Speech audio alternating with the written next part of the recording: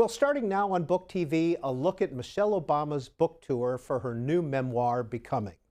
Becoming has sold nearly 3 million copies since it debuted in November, making it the best-selling book of 2018. She's been selling out arenas throughout the country, and we're going to show you some of those appearances now on Book TV. We're going to start off this segment, though, in June at the American Library Association's annual meeting in New Orleans. She previewed her book and talked about her life there with the Librarian of Congress, Dr. Carla Hayden. And now the person you all came to see.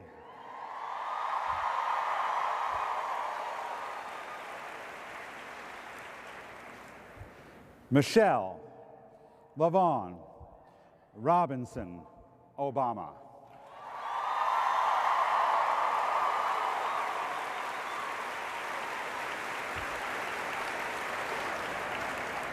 She is a lawyer, she is an author, and she is the wife of the 44th President of the United States, Barack Obama.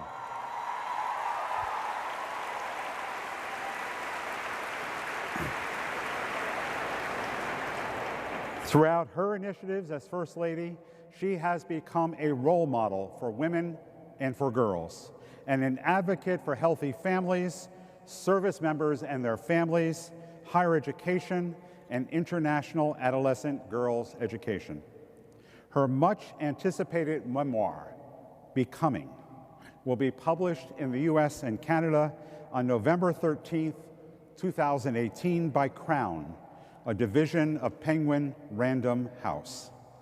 And it will be released simultaneously in 24 languages. Considered one of the most popular First Ladies,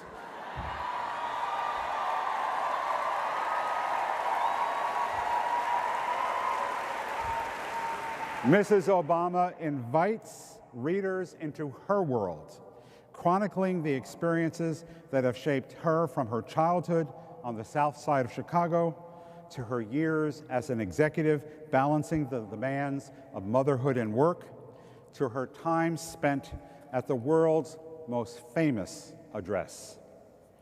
Warm, wise, and revelatory, Becoming is the deeply personal reckoning of a woman of soul and substance who has steadily defied expectations and whose story inspires us to do the same. We are also fortunate to have Librarian of Congress Carla Hayden hosting the conversation with Mrs. Obama today.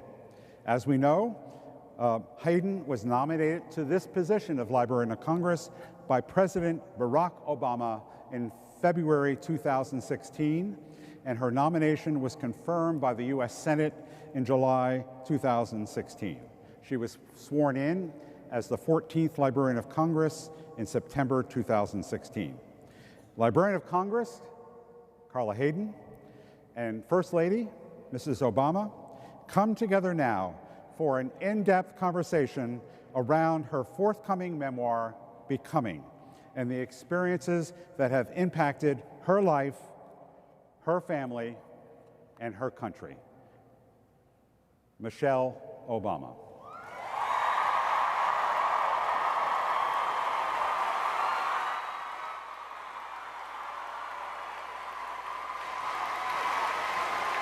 Thank you so much.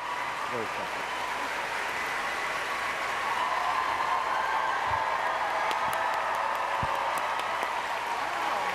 It's a lot of librarians.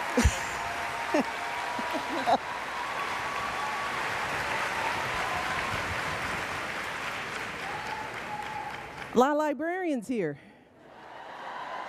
You guys looking good. Hi, Carla. Hi. How are you? Oh, I'm telling you, there have been many thrills, but to be the librarian that's sitting here with you is one of the most, I'm getting a little kerplump, but I'm the interviewer. So I have to do it. You just have to remember our days back in City Chicago. Hall. I mean, I've known Carla since I was a baby professional.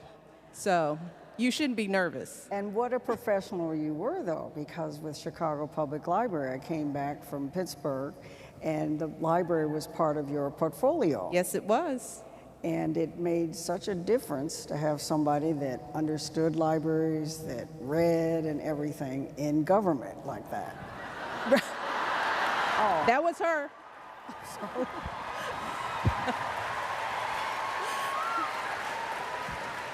That wasn't shade. Not at all. She was just making a point. That's all. Because I was coming in from academic teaching librarians Yeah. and things, and so So we go way back. way back, way Yes. back. And what I mentioned that you like to read, it's been a big part of your family, reading. Oh, yeah. Oh, absolutely. Yeah, we are readers, the Obamas. And we started reading to the girls when they were babies, infants, because as a little kid, I loved to read aloud.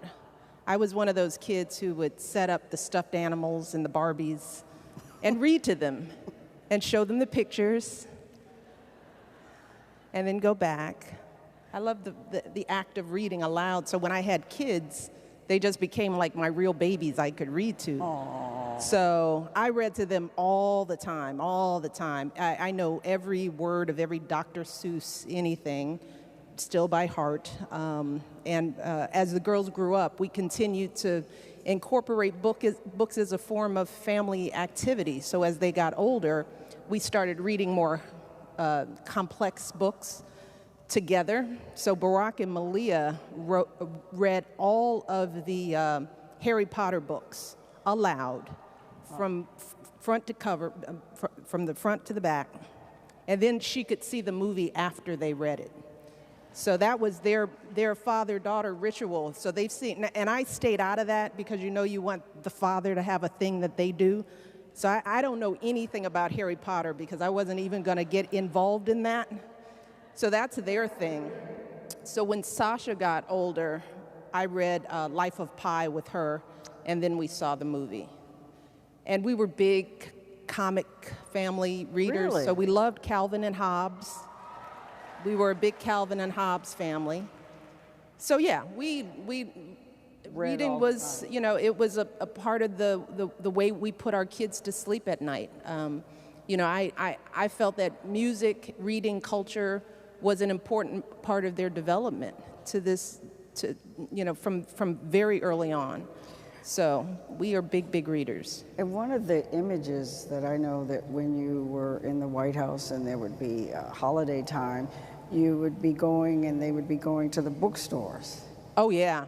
Giving books as gifts. Yeah, that's all Barack does. That's the only place he knew how to go as president.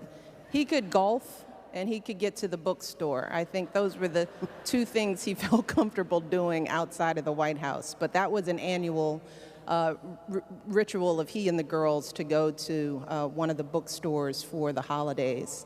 And in Chicago, the 57th Street bookstore, that bookstore, that was our neighborhood store that we like to go to. So yeah, bookstores and libraries, of course, were a big part of our life, big part of my life very early on, too.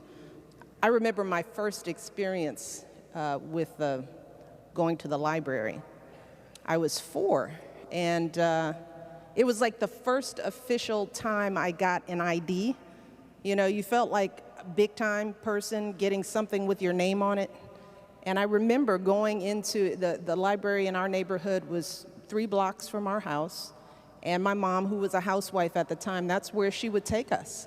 And that was sort of my first major big girl thing I could do, was get my library card and stand like counter high, watching them put me into the official files. I felt really important.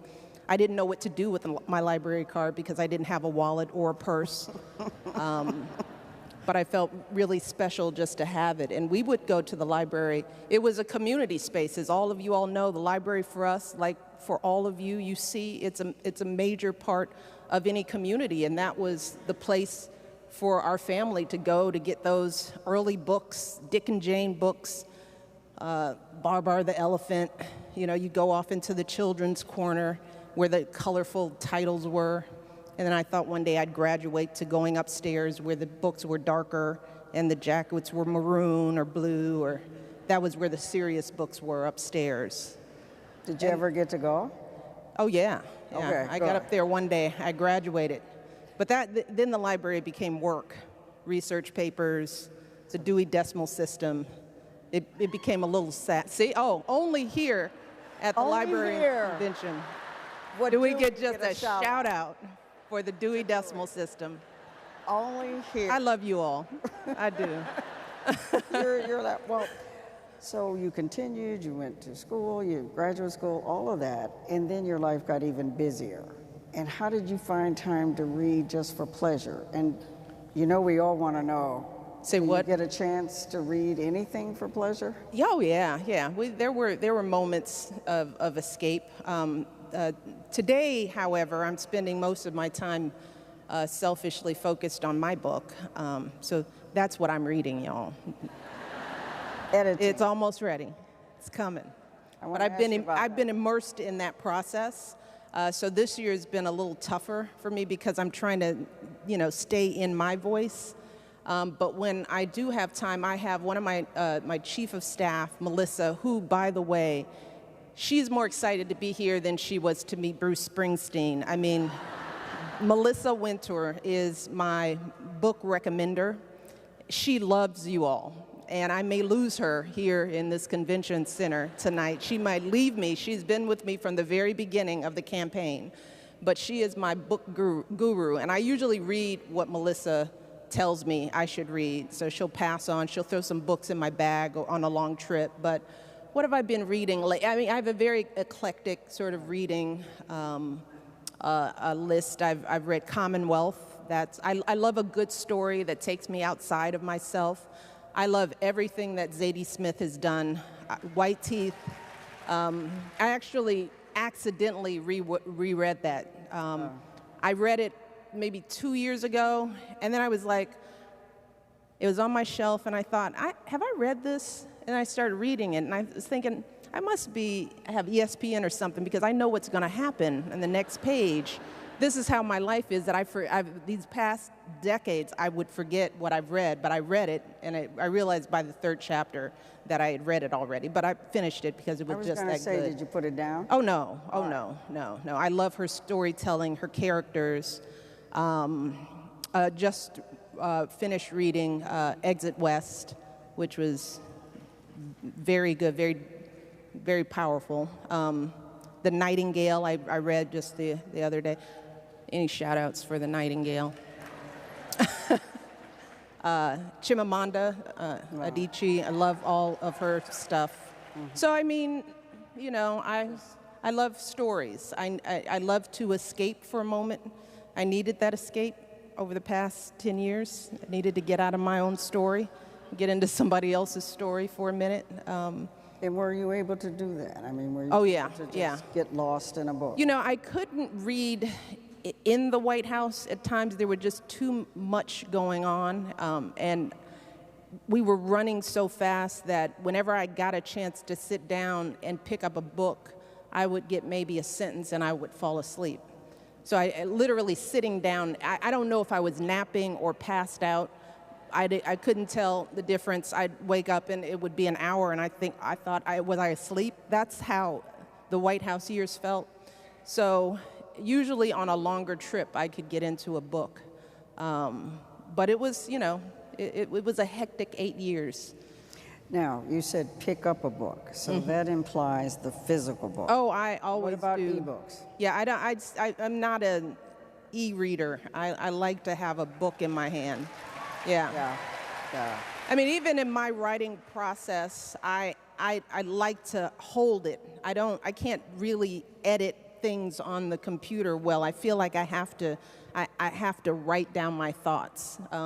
I can jot down things on an iPhone, but that's hard. I have to feel it. I have to still be able to touch it. I'm old. Sorry. So we still have a lot of books in our house, and my husband, who, as you know, is an avid reader and still lugs books around everywhere we've gone. He's just boxes and boxes of books that I can't get rid of. He will not allow me to do it. So we are still a household that is, we have books on shelves, lots of books on shelves. Now, you know, as a librarian, I did some research, and I understand that there's a library. You actually worked in a library bindery? Oh, yes, I worked in a book bindery one summer, Bob Goldman's book bindery. I did. It was the summer right before I went to college. I had a friend's mother who worked there, and it was my first real job. Before then, I did the neighborhood jobs, babysitting. I had a family next to us that they paid me to do everything for them. Babysit, trained a dog, tutor piano.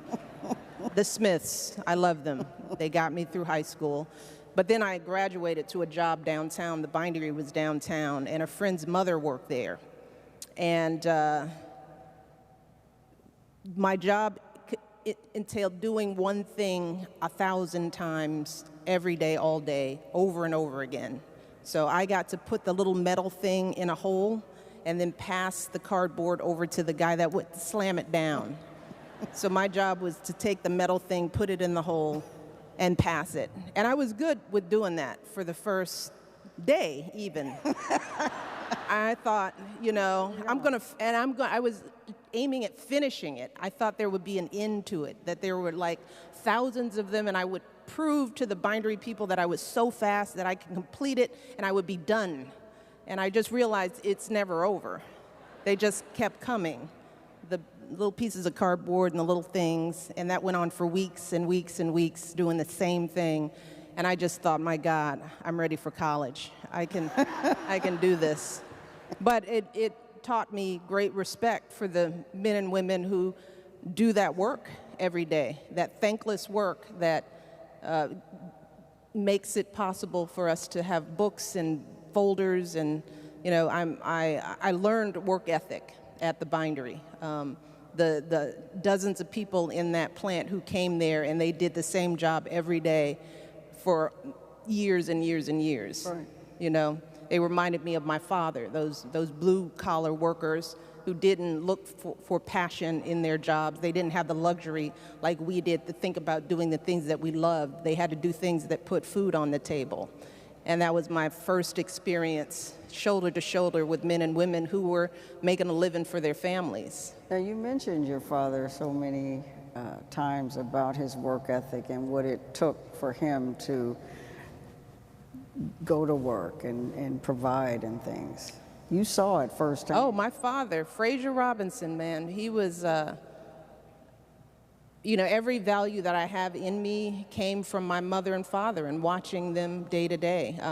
As most people know, my father was a blue-collar worker, worked the same job his entire life, worked at the water filtration plant, and my father had MS and contracted it at the prime of his life, so I never knew him to be able to walk without the assistance of a cane.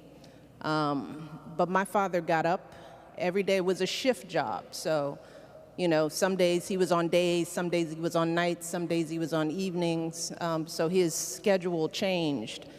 And I remember him putting on his white T-shirt and his blue button-up uniform and getting his crutches and making his way out the back door to the car to go to his job without complaint, without regret, because he was proud that he had a job that allowed him to invest in his children, me and my brother. You know, with that blue-collar salary, he put two of us through college, and Princeton at that. And he made sure that, you know, and we went to those schools long before they had, you know, the financial assistance that put you completely through. We were still paying, my parents had to pay a portion of our tuition.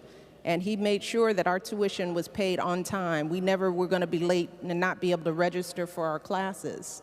So who I am today is so much of, it's because of my parents and that hard work ethic and, you know, the values of your word is your bond, you do what you say you're going to do. You know, trust is important, honor, honesty. You know, I saw my father behave in that way every single day with everyone, regardless of race, or station in life. So that's who I think about when I write my book, and how I carry myself in the world. I do what I think Marion and Fraser would expect me to do. I hope to be that person for them.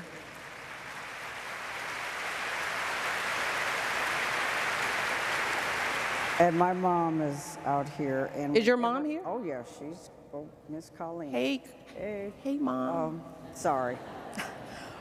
And so whenever anything happens, she says, Mrs. Robinson, she models after your mom. Oh, yeah. And how your mom handled all of that. So your mom was right there with you.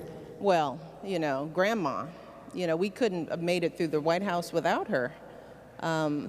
You know, just having her, she had been helping me long before coming to the White House, because Barack was always, you know, he was a state senator in the U.S. Senate, and those were jobs that had him away from home, usually most of the week. And I still had a full-time job. I was, at any point in time, I was a professional with a big job of my own. And we had 2 little kids. And we had, you know, we could afford help. And we had a couple of great babysitters, but, you know, the time I lost that one good babysitter, and that crushed me like nothing else. I mean, when she said she had to leave because she needed to make more money, I thought I was losing an arm.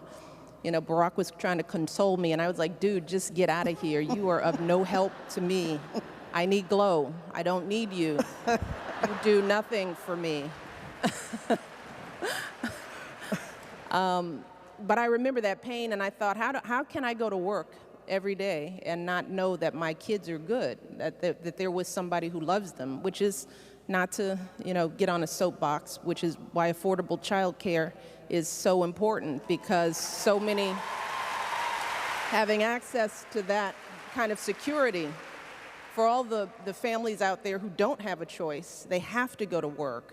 I know that pain of what it feels like when you don't know your kids are good. And good, not just being safe, but that they're in a place where somebody loves them and is going to instill values in them and is going to read to them and take them to the library and is not going to just plop them in front of the TV.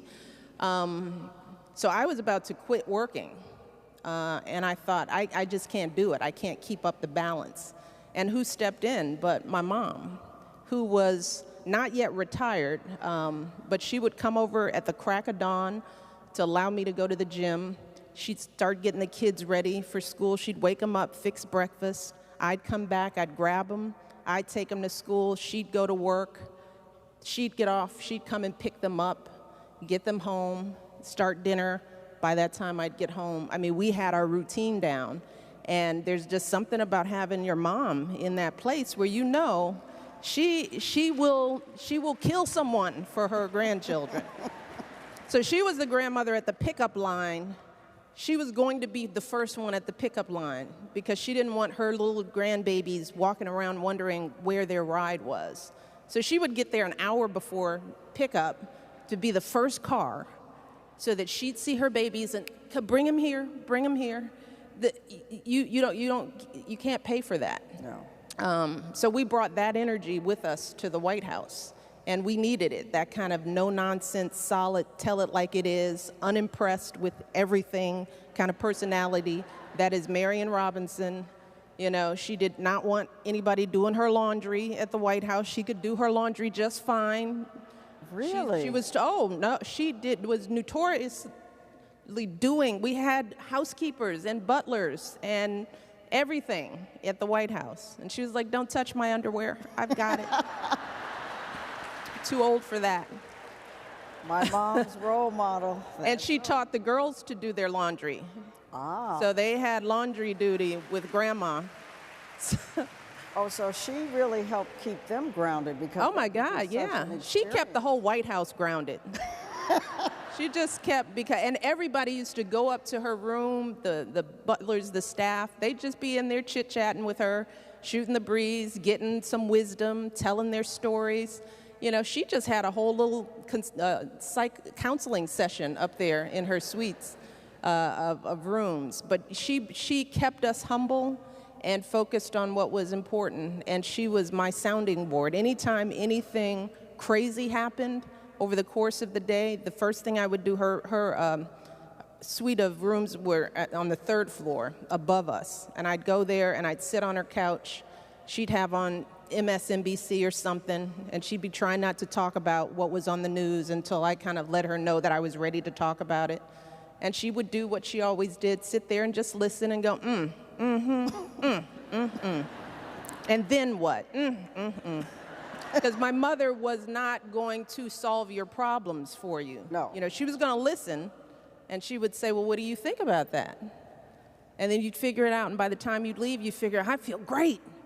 So much of my ability to get out there again and again and again had to do with going up to that little counseling room and sitting and having Marion Robinson go, you'll be fine. Just go on back down there. Did she Can't ever, stop now. Did she ever tell you, you know you've talked about that a lot, what are you going to do? Say that again? Did she ever say, you've talked about that a lot, now what are you going to do about it? No, Did my mother, and I write about this, about how my parents had a really advanced sense of parenting at a very early age. They taught us how to advocate for ourselves very early. So her expectation was like, you know how to fix your problems, you know what to do. And when you teach kids at an early age that they have a voice that's worth listening to, number one, and that their opinions actually matter, and that's what they get day in and day out in their home at the dinner table, 2 adults listening intently and asking questions and, you know, encouraging kids to contribute. That was the household. Those were our dinner tables. So that when you came home from school with a problem, you could air it, but you had to go back and solve it. And so at 40, 50 years old, no, my mother wasn't assuming at all that she needed to solve any problems that I had at First Lady. Her expectations were, you will do this, and you will do this well because you know how to do this. So there was never any need for her to even pretend like she had to give me direction. She knew she had instilled those values in me when I was 4 and 5 and 7. So she had done the work. What a blessing. And you mentioned too, you almost thought about quitting because you did have, and I don't know how many people realize what high-powered positions you had as a career woman. I mean, to balance that. Well, but before I was First Lady? Oh, yes. Oh, yeah. Yeah, I had jobs before I was First Lady, everyone. Pretty high-powered one. And sometimes that gets lost. Executive Vice President. I had big jobs. I was really, I'm smart, continue to be. That's why sometimes when I get the question, how did you know what to do as First Lady? That's what I want. And it's like, well, okay, I went to Princeton, Harvard Law, was a lawyer, worked in the city, worked with Carla, working on libraries, worked in planning and economic development, ran a nonprofit organization, was vice president of a hospital. I don't know. Maybe it was osmosis. I don't know. Just sort of instinct. You were able to use some of those experiences. So yeah, you know, I didn't come to the position of First Lady a blank slate. And that's sort of what happens in society with spouse. You become a spouse all of a sudden. Right. You know, and I talk about this in the book of how I felt myself becoming a spouse. I went from being an executive to becoming a spouse, where the first thing people would talk about was, what shoes is she wearing? And it's like, oh, no, people. You're not focusing on my shoes, right? I mean, I'm standing in front of like military families. We're doing important things, but so yes, there were moments in my profession because the burden of child rearing fell on me as a woman. You know, there was a part of my trajectory as my husband's ascent got faster and higher and louder. There was the challenge of how do I make sure that my kids are sane and I have a career. But that started very early, those doubts, those questions of how do you balance it all? And is it fair that we're on his rocket ship ride when I have one too. But that's something that I write about. That's what you learn, the balance in marriage. And I tell young people this all the time, particularly young women, is that what I've learned is that you can have it all, but you usually can't have it all at the same time. And that's a myth, that even having the expectation of having it all is a setup for young people, young couples, young men and women with children, the notion that you're not successful if you don't have it all. Well, it's hard to balance it all, but I started to learn that life is long, and there are trade-offs that you make, and I think that the trade-off of stepping off of my path until at least I found a child care solution that worked for me, which was my mom, I entertained the notion of stepping off of my track because I felt like I have these 2 kids, and I brought them here. So my first priority is to make sure that they are okay. I can't save the world if my household isn't solid.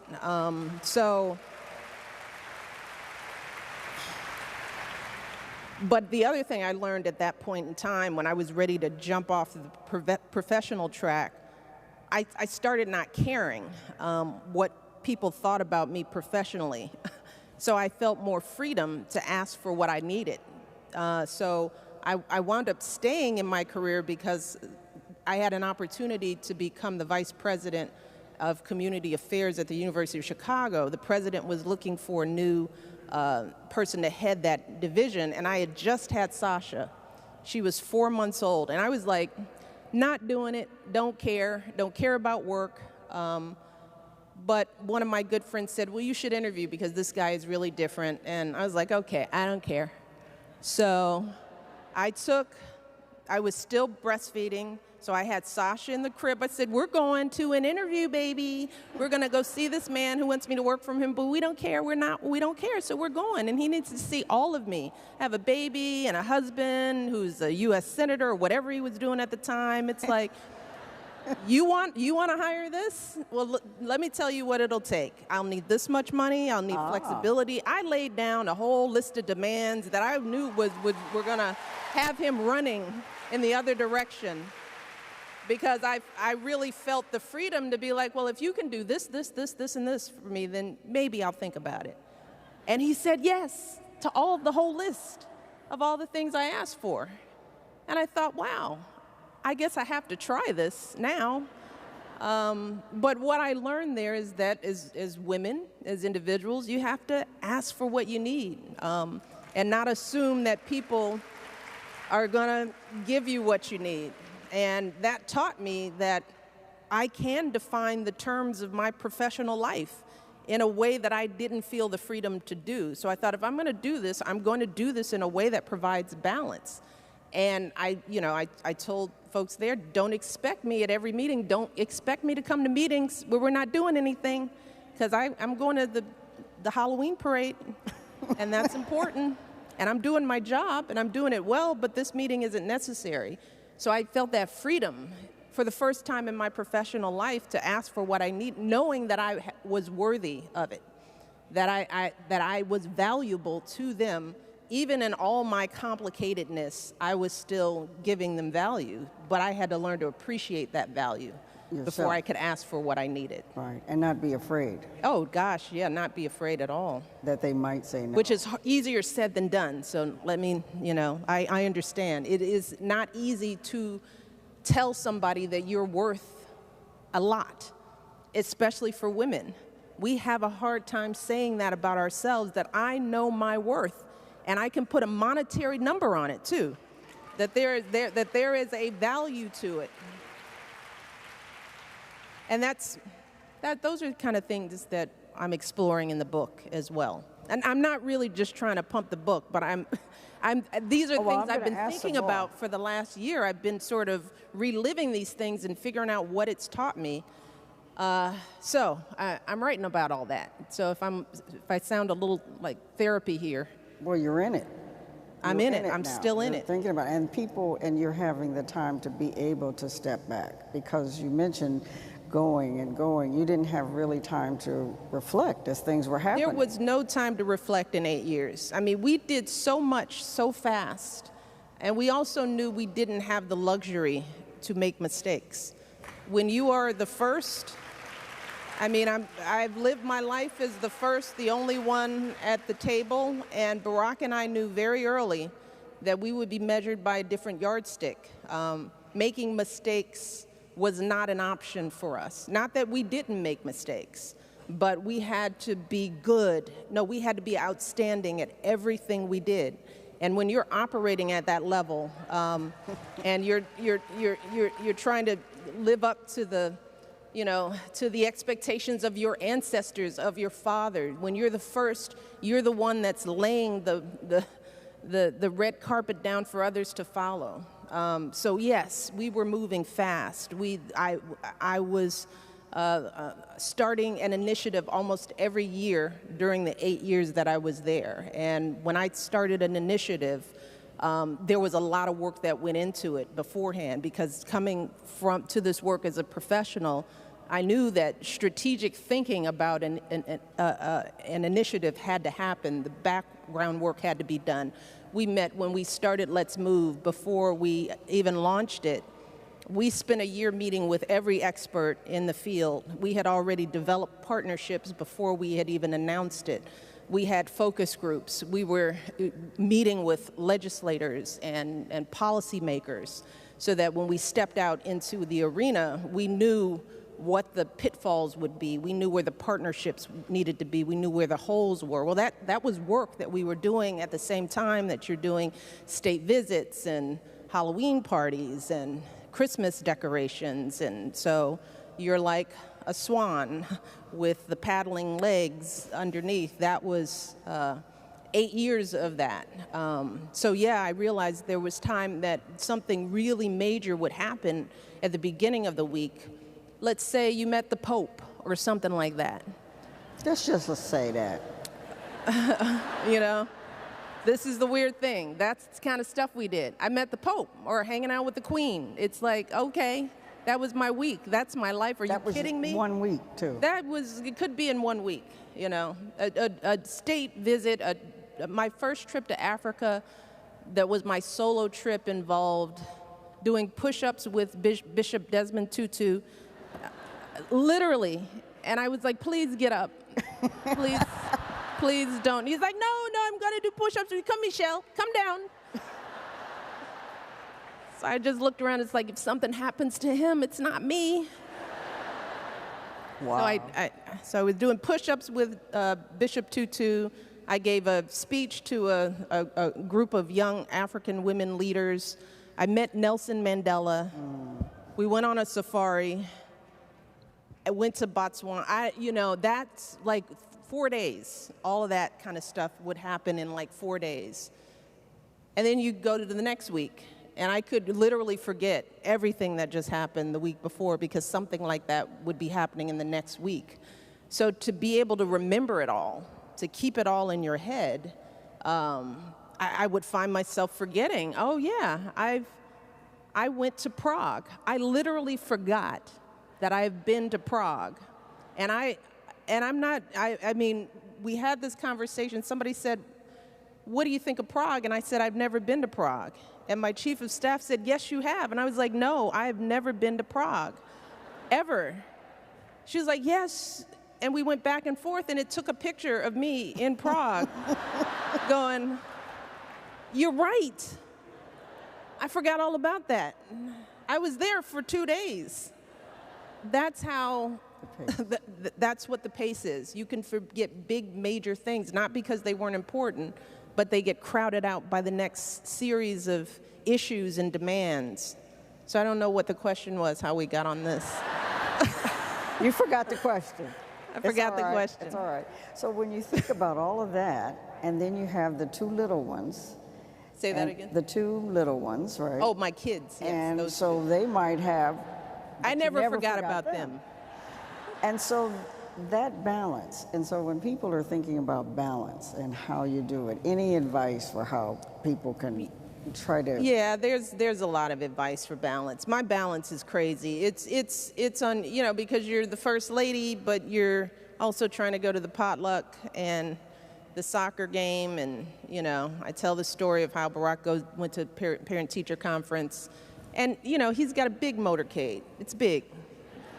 It's a lot of stuff, and men with guns, machine guns, black, sniper gear. They follow him everywhere. They're in trucks and they're leaning out, looking at you like, "I will kill you," because that's their job. But when they're at Sidwell, 4th grade, on the roof of the undergrad, of the elementary school, even Malia was like, "Dad, come on," So everybody was sort of okay when Dad didn't go, sort of politely going, "Dad, you don't have to come to the fall winter concert. It's okay. We'll take a picture." Yeah. You could take a pass."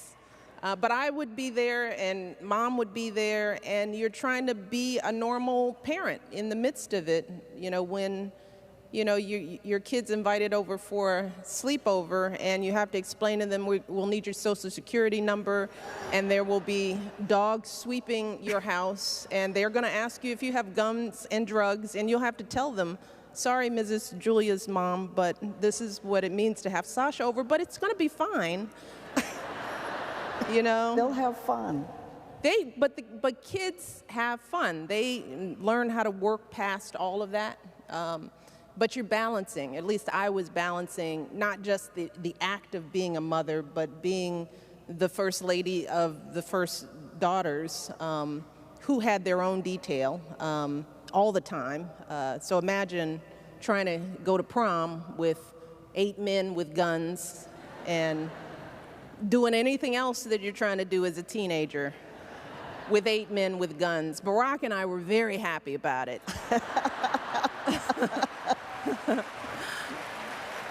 We were but you even had to learn how to discipline them without letting them think that their agents told on them, right? So all parents, you understand this. So I had to lie a little bit about where I got my information from. It's like, how did I know that no parent was at that party? Julia's mom called me and told me. Not because I got a full report and detail. It's like, why are they so dumb not to know that? How do you think I knew? They're kids. Those are some of our parenting scenarios. So my goal as a parent was to try to make sure my kids had normalcy. That's a different set of challenges for the average parent. But here's the thing that I learned. One of the things I learned living in the White House is that kids don't need that much.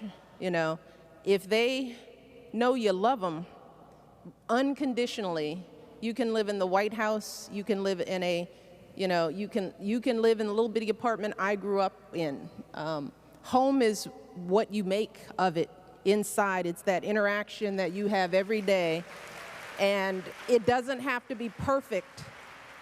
It can be broken and funny and odd in many ways, and our oddness was a level of dysfunction that most families will never experience, but it was odd. And kids are resilient. They make it through, which is why I think about all the kids that don't make it through, because it takes a lot to break a kid. It takes a lot, but there's so many broken kids, which reminds us how bad we're doing, because you got to do really messed up stuff to kids to send them off. They have to come from a brokenness that is so deep and off. And we have to see that in our children and understand that when kids act out, there's a reason for it. There's no such thing as bad kids. Kids aren't born bad, They are not. They are products of their situation. So I learned to give myself a break because my kids are loved and they're going to be fine. And we mess up a lot. We make a lot of wrong calls as parents.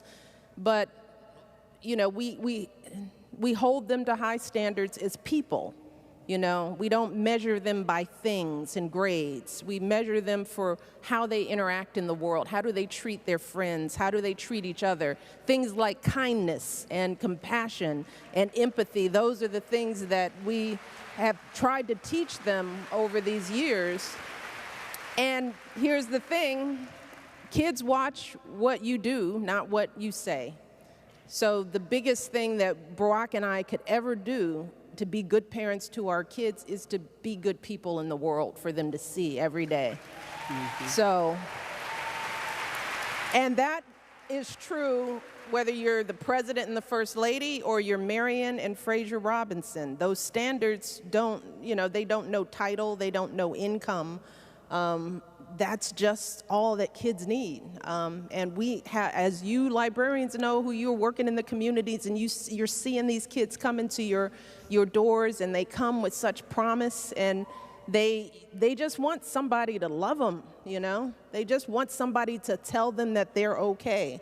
And that's one of the things I've tried to do as First Lady with kids, why I did so much with kids, because I always thought this is the interaction that could change a kid's life. This one hug, this one, you are worth it. You never know what can make a difference. Right. Now, all of this you're giving to the communities, you're giving to your children, you're giving, but you've also, I've heard you say it, that sometimes you have to put yourself first or not feel guilty about taking care of yourself. Now, how do you do that? Oh, yes, ladies. And men too, but let's talk to the ladies a little bit on this one. Yeah. Because we do that, right? We put ourselves fourth on our priority list after everybody else, and then we're sort of on, and sometimes we're not even on our own list at all. It's so filled with so many obligations and the guilt that we have. And, you know, this is nothing new, but that oxygen mask metaphor is real. You know, if you can't save someone if you are dying inside. And that death can look like so many different things. It can be our sense of self-worth, our own physical health, our mental well-being. All of that is, if we let that go and we don't nurture it as women, we are not good to anybody else. And that is something too that you have to practice, and that's what I had to learn. I had to learn that, because I didn't see that even in my mother. I mean, my mother was one of those who didn't do anything for herself. You know, my mother dyed her own hair until she turned it green, and it was like, Mom, it's green, it's not working, you don't know what you're doing. Just go to the hairdresser, and she's like, it's fine. It's just green. I can relate to that. Just green. I remember that, you know. It's like, you know, so I grew up with women who didn't put themselves first. And I thought, I want to show my girls something else. You know, I want them to see that being a good woman out here in the world means that you're smart, you're educated. Yes, you are gentle and kind and loving, but you know, you can do some push-ups. You know, you're gonna think about what you put into your body, what you eat. You're gonna take time out for yourself. You're gonna invest in your relationships with your friends. I thought it was important for my girls to see me having strong friendships with women in my life. So I have a posse of women who keep me sane. That's what I wanted to know about. Oh, yeah. Oh, yeah. And the posse started early in my life. I always had a crew of women, crew of girls. I had my lunchtime girls that we went over to each other's house at lunchtime in grade school and played jacks and complained about the teacher and just analyzed things, watched all my children. Then we got ourselves together and we were fortified and we could go back in and finish the day. That was my early group. But when my kids were young, I had a really strong group of women. Women are still a major part of my life. And I couldn't have gotten through those early years without them, because we were all at varying stages of our professional careers. Some of us were married, some were single parents, some had husbands who traveled. But every Saturday we would get together, and we started when the babies were in those cradles, and we would just set them down around each other in a circle so they could look at each other. And then we talked about everything, you know, about are they walking yet? Are they supposed to be doing all those questions you have as a new mother, and you don't know whether you're doing anything right. It was just nice to be around a group of women who knew, just like you, they didn't know anything either. We were all just messing up, and it was okay. But we became our most important confidants as mothers raising kids, and our kids, all of these kids who have come up together are like cousins, and they're out in the world, and they've all done well, which was another lesson that I learned. You can parent all different kinds of ways. There's no one right way to do it. Again, if there's love and consistency and a foundation and security, they're going to be okay. So we learned to let ourselves off the hook. You know, and then we started doing fun stuff together. Like we worked out together. These same women I would do a boot camp with at Camp David. I want to thank these women who would come because I was trying to get everybody healthy. So like once a season, I bring them to Camp David and we do like these intensive workouts. And I like eliminated wine and stuff like that until everybody said they weren't coming unless I put wine back on the menu. So I had to put wine back on there just to not lose my friends. But we work out like three times a day. A day. And the little Navy cadet kids, they'd be like, ma'am, go lower on your push-up. And you'd be like, oh, you're just so cute. Don't call me ma'am. So we were getting healthy together, and we started doing little seminars with each other. One of my friends was an OB-GYN, so as we got older, we would have sessions on menopause, and then we'd talk about other things that I can't talk about here. But that group was my crew throughout the White House years, and that was a part of that self-care that we all felt good about, and we all got stronger over these 8 years. We as women, this group of women, we got physically and mentally stronger together in ways that I love my husband. You know, he is my best friend, but they're more fun sometimes. Don't tell him. He doesn't know that I have more fun with them sometimes. But they gave me the kind of fortification that I needed. And I encourage young mothers to understand that we were not meant to parent in isolation.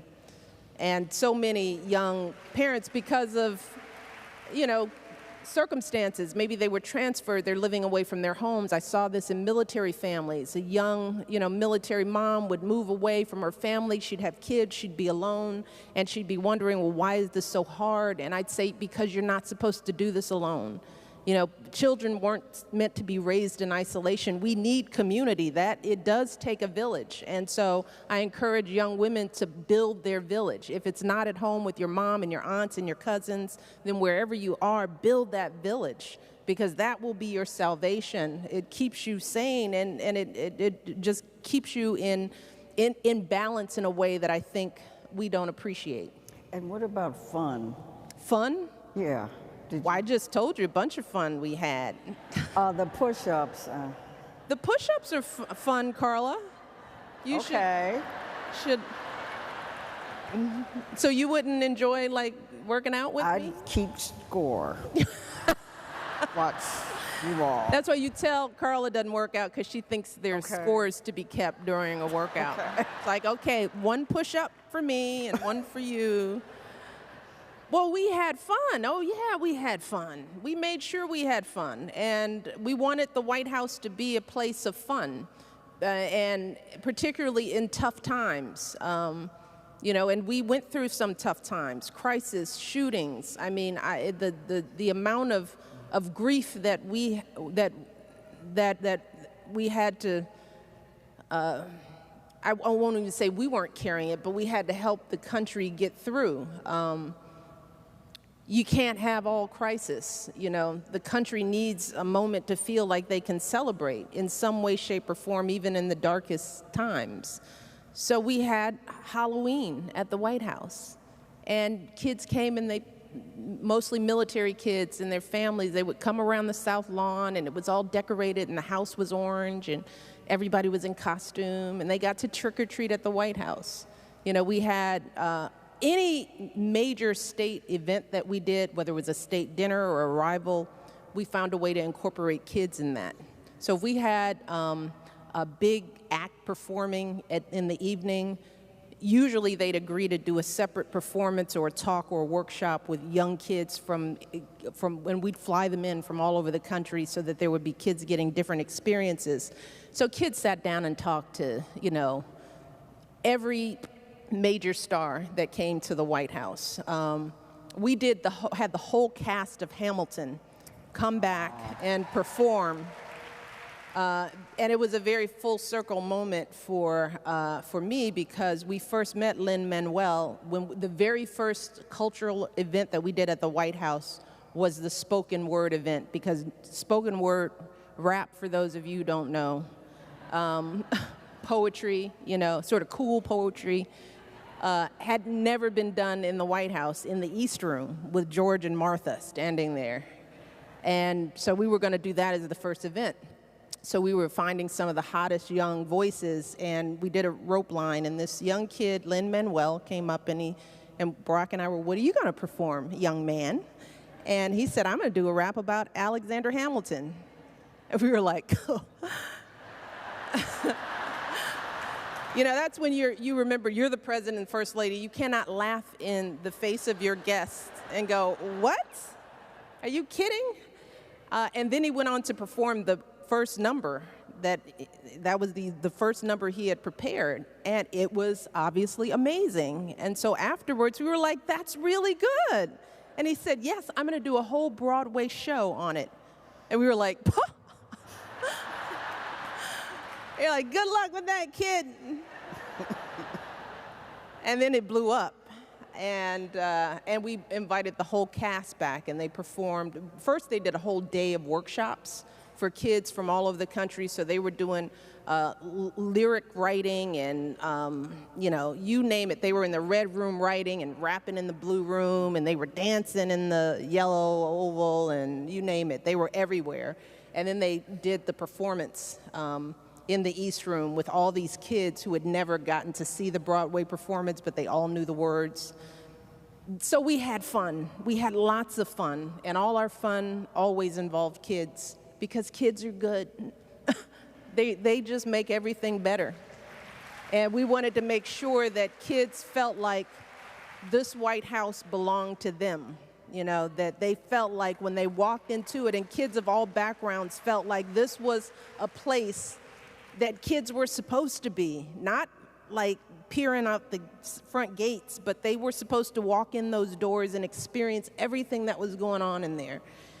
And that was, I think, of all the things that we did, the work that we were able to do with young people was the most fulfilling and hopefully the most impactful work that we did in those 8 years. And they felt like, "Oh yeah, I'm rapping in the blue room." Rapping in the blue room.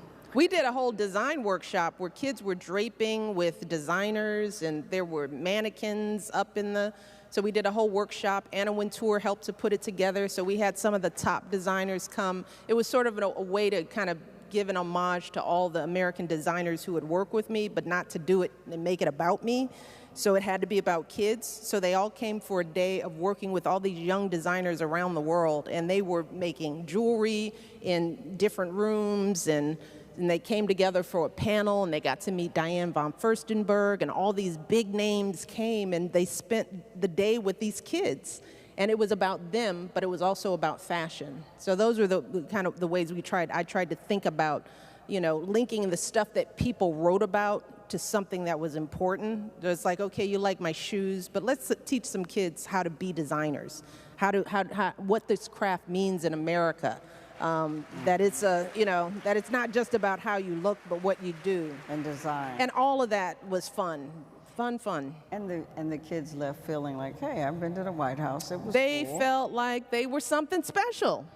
I'm in the White House doing this. We had a mentor program that we never really publicized, but I worked every year with a group of 20 girls from the area, because mentoring has always been a big part of my life, and Barack's as well. So he had some young men that would come, and they'd come once a month. They were usually kids from the DC area, not the top kids, but not the kids struggling, but sort of those kids that are just in the middle, where there probably isn't a lot of programming for them.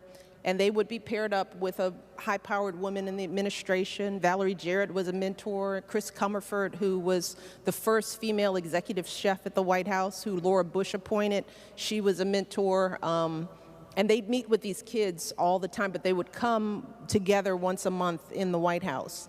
And it was interesting to see their transformation. When they'd first start, they were shy. They couldn't look me in the eye. You know, they were just nervous, you know, because it was nerve-wracking. You're in the White House. You're meeting Michelle Obama, and why were you picked? And you're wondering.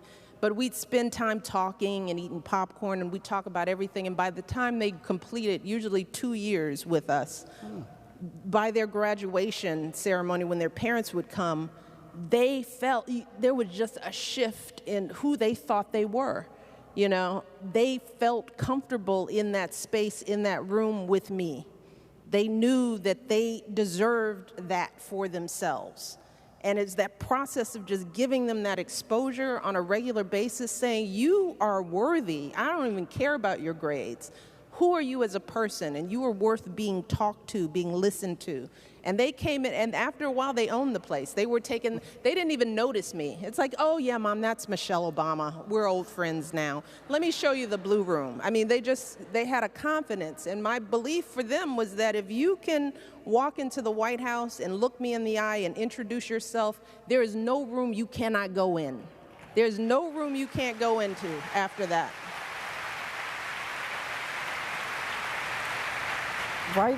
Right before we started, there was a high schooler, and she's here. This is her first time with Librarians. We hope to recruit her. There she is. Hi, honey. And of course, we hope she'll be a librarian. But any advice you might give a high schooler? She said, I don't know about college or what I want to do, and any advice? How old are you? 17. Well, you're going to go to college, right? Okay, well, that's the first advice. Go to college, because you need a college education in this day and age if you want to be competitive, right? But here's the thing, there are so many different ways to get an education. We live in the United States of America, and we have wonderful community colleges. We've got four-year colleges. There's so many ways to do it. There's no one right way to do it, right? You don't have to go to some four-year school and live in a dorm if that's not your thing. It's an excellent experience if you can do it. But you have to get an education beyond high school. That is a must. A high school diploma is not enough anymore. And we want you to be the very best you can be and be able to take care of your family and wear nice shoes and be all fly and have power and all that good stuff. Having an education is the key to that. So good. That's my advice in a nutshell.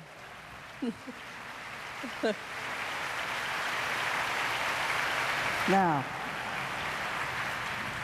we don't have much time left, but I have to ask you about the book. Oh, I've been talking about the book. Okay, because it's coming out in November. It's coming. These are librarians. You guys ready? We want to be able to book talk it.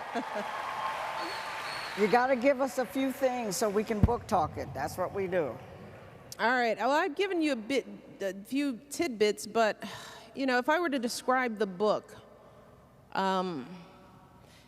it's a rehumanization effort because, you know, for me, a black woman from a working class background, to have the opportunity to tell her story is interestingly rare. You know, I think that's why some people ask the question, how did you become here? How did you go from here to there? It's sort of like people think I'm a unicorn. It's like I don't exist. Like people like me don't exist. And I know that there are so many people in this country, in this world, who feel like they don't exist because their stories aren't told, or they think their stories aren't worthy of being told. You know, in this country, we've gotten to the point where we kind of think that there's only a handful of legitimate stories that make you a true American.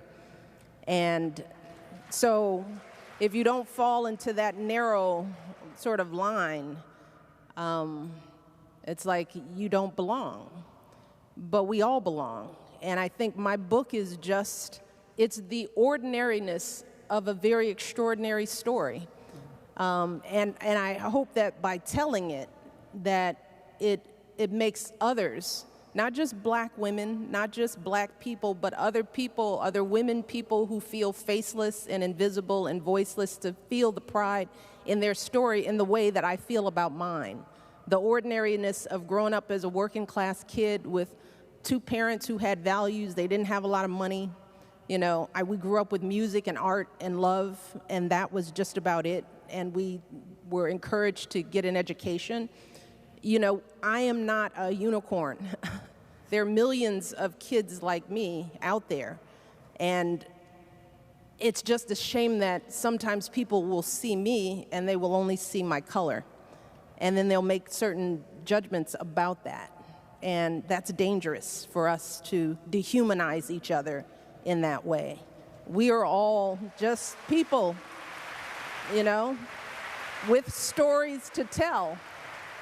And we're flawed and broken, and there's no miracle in our stories. It's just we're living life trying to do good. And that's who this little girl in Becoming is. She is becoming a lot of things in life, but the journey continues. And I hope that it starts a conversation about voice, and it encourages so many other people, because we need to know everyone's stories so that we don't forget the humanity in each other.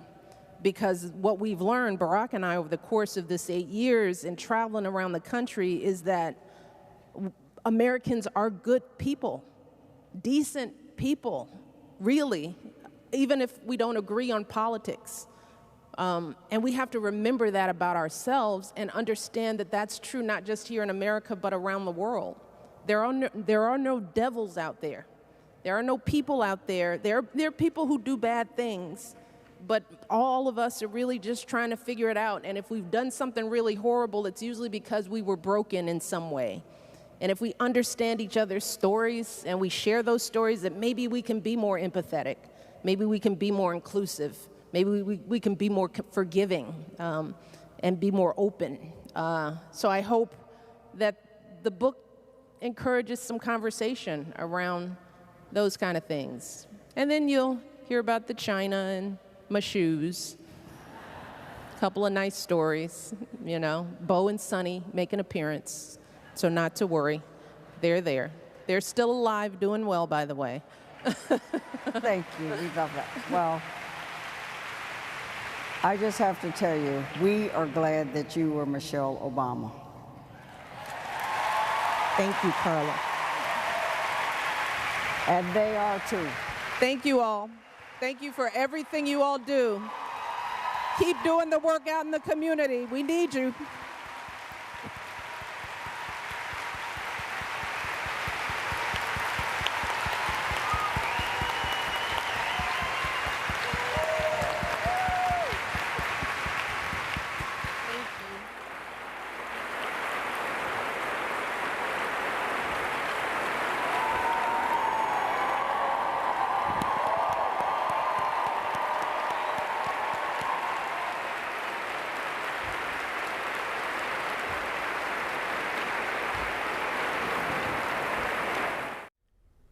And that was Michelle Obama and Dr. Carla Hayden, the Librarian of Congress, talking at the American Library Association's annual conference in New Orleans in June. Well, Michelle Obama is currently on book tour for Becoming, her memoir, which is the best-selling book of 2018. We're going to show you several of her appearances. We were only allowed to tape about 10 minutes per appearance.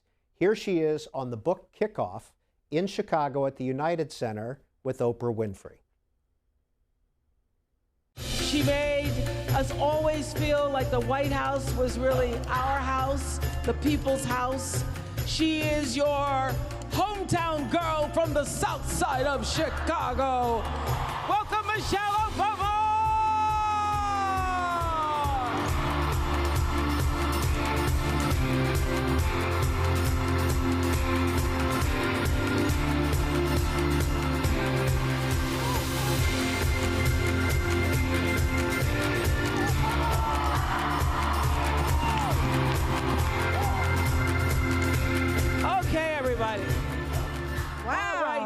Dead Center. Have a seat. We're home. We're home. Yeah, feels good. I gotta say, every time I fly into the city, because the city was a city of so many blessings to me, I get a little lump, a little Yeah, flip-flop. yeah. And so when you're flying in now, coming home after all this place has given and nurtured you, what does that feel like? Oh, well, first I try to trace every inch. When we're flying in, I try to point out all the neighborhoods. I was like, okay, that's Midway. I see my high school. I think that's Mom's house. Oh, I still call it the Sears Tower. I don't know what the name is now, but you know, I try to trace the outlines of my city and find all the neighborhoods. That's what I'm doing. I do that every time. I'm like looking, it's like there's the lake, and do I see There's the where the young- planetarium? yeah. And there's my school. I think I can see everything. So yeah, I'm tracing my life over that city, and it always feels good. It really does. Okay, I was coming in tonight because, as I said to you, I haven't been here since the Oprah show ended. I was at the Yeah. United Center, and then I came in. Oprah was one from the cold. She's like, bye y'all, it's cold. But coming in and all the banners around the stadium for Becoming, people lined up to come in. I mean, I was thinking about your parents, your father in particular. No one could have ever imagined from 7436 Euclid Avenue, South Euclid Avenue, Not that in this not would in be a million happening. years, no. Yes, that it would be happening. Yeah. And of course, I missed all that because I still come in the back way through the freight elevator by the garbage. You gotta see it. That has been my life for the last You decade. gotta see it on the way out. I'm gonna try. I'm gonna ask my security, can we go out the front door? Just so I can see my sign. I'll be like, ma'am, I'm sorry. Get in the car. You know, I have to say that from the first page of this book until the last, you did it. You brought it, you opened yourself up, you allowed us to see in, and let us experience the fullness of you in a way that I don't think anybody has ever done before, particularly who's been in the White House. And it's why I chose it as an Oprah's Book Club selection. And Thank you, by the way. well, you didn't need it, but okay. Everybody was gonna buy the book anyway, so I understand. Thank you. This is the truth, though. Anytime you're looking at life from the outside in, it always looks like life is better over there, out there, up there. And you and your father used to do with the family what my father used to do in the Deuce and a Quarter, drive around, Take that aspirational ride take around that the aspirational, neighborhood. particularly on Sunday, Yeah, uh-huh. looking at other rich people's houses, We white did that. people, yes. And the truth is, it doesn't get any bigger than the White House.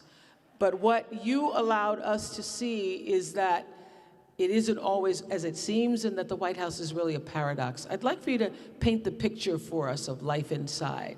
The White House? Yes. Wow.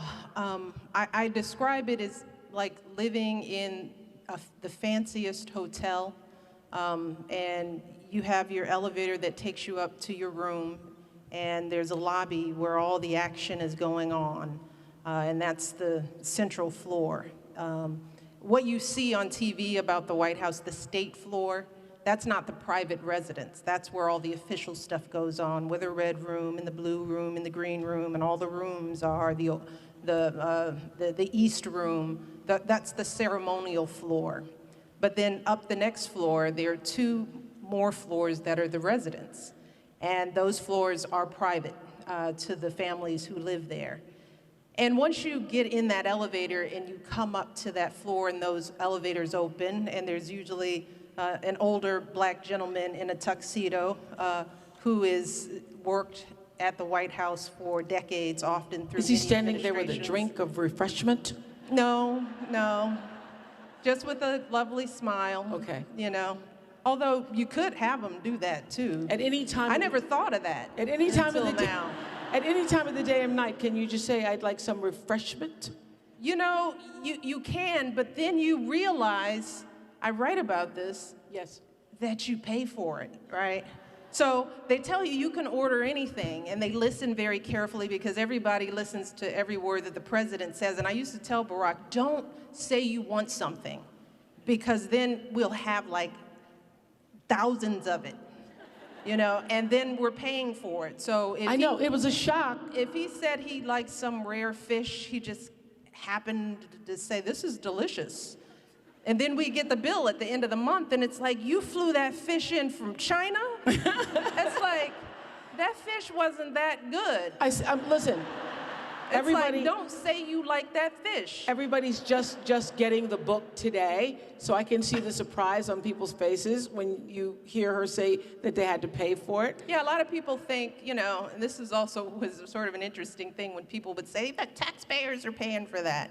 And the truth is, yes, you know, you don't pay rent and you don't pay for staff, but everything, every dish, they would count the number of peanuts that you'd eat and charge it back. No. So you'd get a bill at the end of it. It's not a, you know, it's not a, aw, we live in a White House, y'all. You know, I mean, this is not a complaint. It's just something that people don't understand. But and you it pay should for your be. own Charmin. You pay for your Charmin, you pay for all your guests, the food that they eat, so all y'all who came and visited.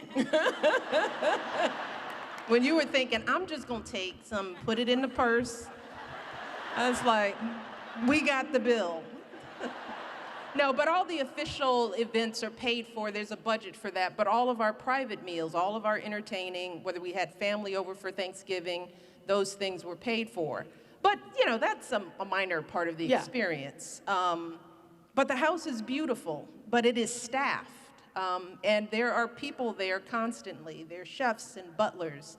And the butlers, when we first came in, wore full formal tuxedos at all times. Wow. Black men serving people in full tuxedos. Who've been there for presidents, like for years. After president, after president. Yeah. And we love the staff. The butlers are amazing. The whole staff at the White House is amazing. And one of the first things we did, because we were trying to figure out, how do you make this normal for children, you know? Because Malia and Sasha were 7 and 10. Thank you for that. You know, I won't hear the end of that. She's like, Mom didn't even know how old we were. They were young. Yes.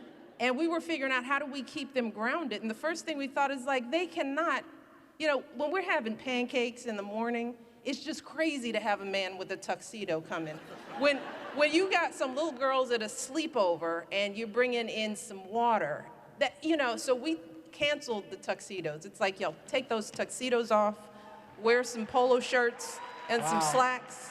Unless we did something formal, we just sort of loosened it up a bit. But other than that, the White House does feel like a home. You know, and I always say that a house is a house. And what you bring to the home is what makes it at home. And how we lived in that home was what I remember most. And people ask, do I miss the White House? And it's like, no, I don't miss the house, because we took what was important in that house with us, and it is with us. It's family, it's values, it's the friendship. So the house is beautiful, and it's historic, and, you know, it was an honor to live there. But the people in it make it what it is. And you're watching Book TV on C-SPAN 2. It's television for serious readers. We're in the midst of showing you portions of Michelle Obama's book tour across the country. Well, she sold out Capital One Arena in Washington, D.C. twice, and we want to show you those appearances now. Wow. DC. D.C. on a Sunday. Hey, honey. Hey, my love. Here we are. This is so exciting. We are in this town that has become your town. Yeah. We are with all these amazing people. And the thing that I think is so extraordinary, as we keep discussing, is we are here to talk about a book. Oh, it's a book. Isn't that something? All of these people are here because you wrote. Nobody's twerking. No, there's no twerking. We are reading. That's y'all. right. That's right. Exactly. We are all reading. And so, no costumes, no nothing. No costume changes. Sorry, y'all. But you know, we've been talking about this, and I've been thinking so much that the extraordinary presidency comes to an end. And we're going to talk about transitions and swerves in life, but it's time to make another transition. And what you decide you want to do is write this book. Yeah. Why did you do that? Well, first of all, it was sort of an assignment, right? Because every first lady is supposed to write a book, and I think they've done it for quite some time. So it was one of those, okay, I'm supposed to now write about this. And that's one thing. The other thing, as I've told some young girls that I talked about, I thought about this book and thought, how many times does a black woman get to tell her full story herself in a way that's going to be read potentially by millions of people? So I thought to myself, let me, take this seriously. I want to make sure that this isn't just a chronology of things that happened in the White House. Because what I've learned over the years, what I've learned from my parents is that to understand one's life, you have to understand the context of it. So for people to understand what I got from the 8 years in the White House, they'd have to know all of my story. They'd have to understand the neighborhood that I grew up in, the family that built me, the values we were raised on, the challenges that I faced. And I wanted the book to be very readable. I wanted it to feel like a story so that people of all backgrounds and young folks of all ages could sort of follow this journey of this little girl, Michelle Robinson, who had very much an ordinary life, but it took many extraordinary turns. And as my brother said on the clip, I wanted my story to be an example to many that we all deserve and are worthy of an amazing, extraordinary life, and the stories that we all have in us. Those small memories are really what make us who we are. It's not the 8 years in the White House that define me. That just happened to be part of my journey. So much more of who I am comes in the first 3 sections of this book, and I wanted the people to understand that. And so what you've given us is a story of this ordinary, extraordinary girl in a way that all of us, I think, can read into the ordinariness of living near your cousins, having dinner at a certain time, having a relative who's a little bit cranky, but who is still a part of the fold. All of these particulars are something I think that give people an American coming-of-age story. And the fact that that is a black woman's coming-of-age story for everyone to identify with, I think, is an extraordinary feat. And as you know, I think you have written a work of American literature for which I thank you. Well, that means a lot coming from my friend who is a literary amazingness person in her own right. It's the truth.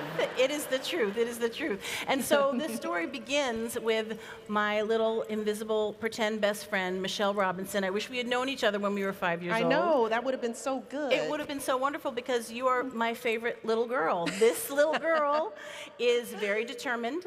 She's Indeed. Single-minded. She's fierce. She has a rich interior life. Oh, yeah. She lives in a close-knit family.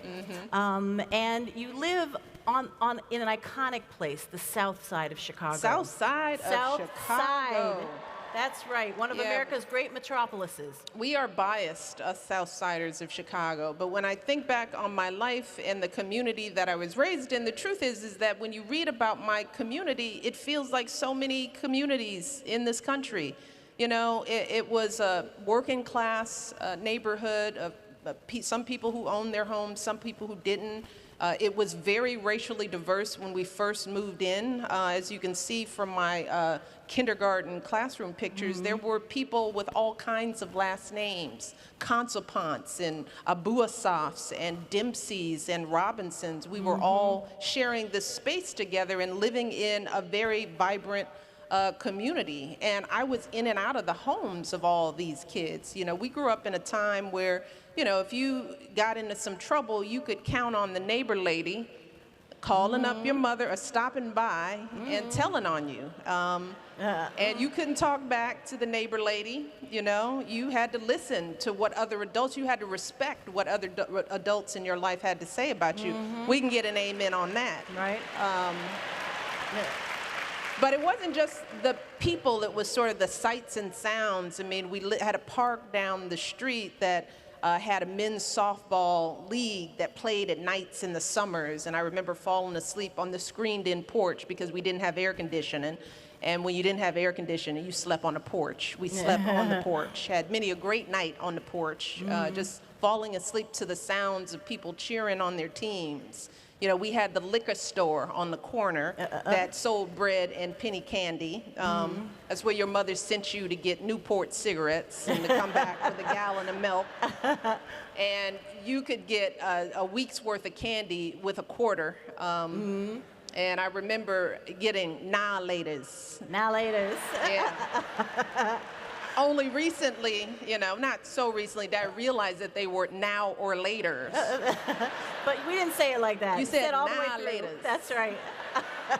It's a now later candy.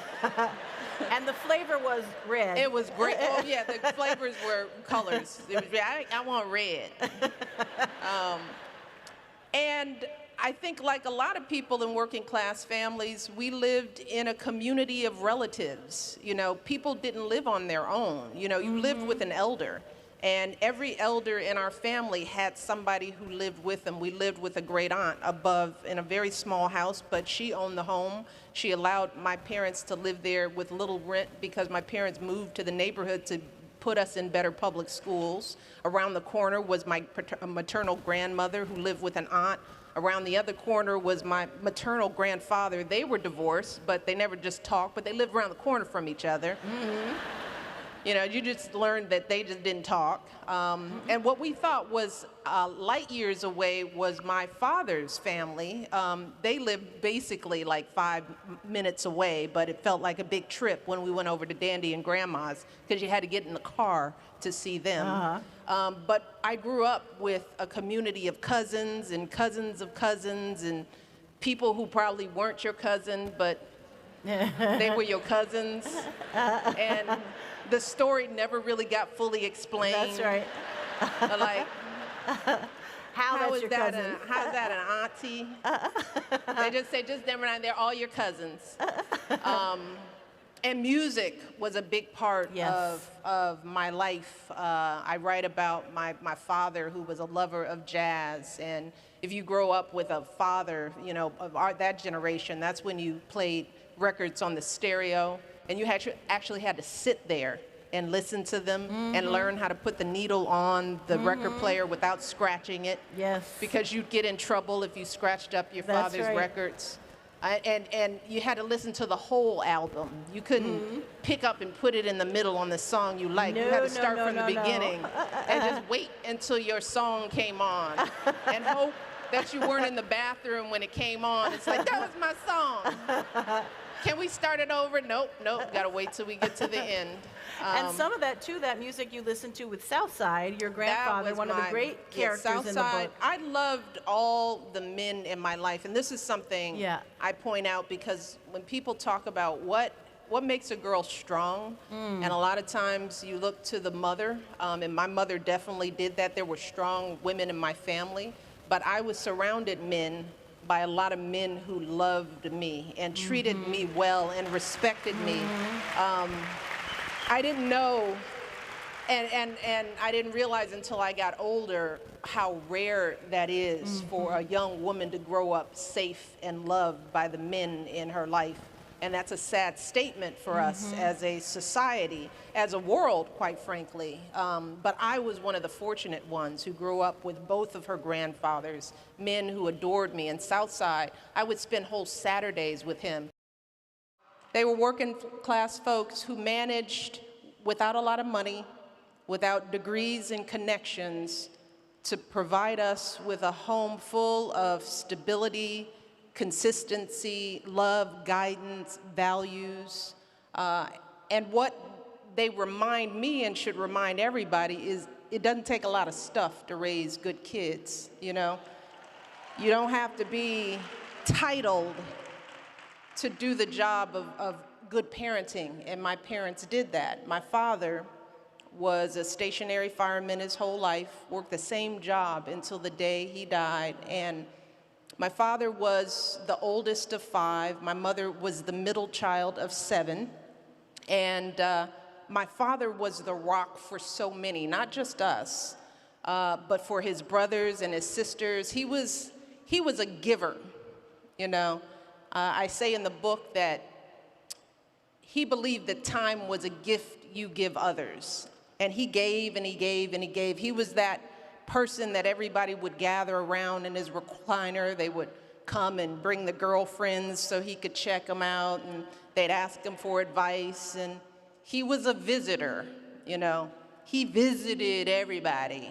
And oftentimes he dragged me along with him on a Saturday where I would be sitting on some plastic sofa, you know, the feeling, some lady's house with a little cup of 7-Up, and I would listen to him visit and visit and visit. But my dad was a storyteller, and he was courageous. And he also had MS, which was only part of his story, and probably something I didn't realize that he struggled so mightily with as a young person, because my father was somebody who wasn't going to complain.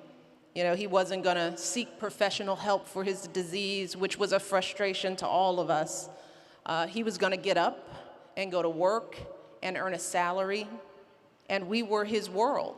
He invested everything he had in us and any other kid that came his way. So I learned to be a storyteller. I learned to be a listener. I learned to be a giver from watching him.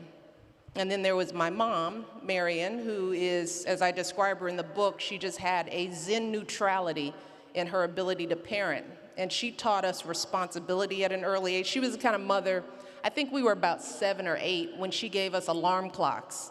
And she was like, "You're gonna wake yourselves up." Because as my mom said, I'm raising adults, not babies. So she taught us how to think for ourselves at an early age. And I think the thing that I want to share with people, I've shared in the book, that I want to say about my parents is that they valued our voices from an early age. We were not shushed. We were allowed to speak our minds and to ask questions. They encouraged our curiosity.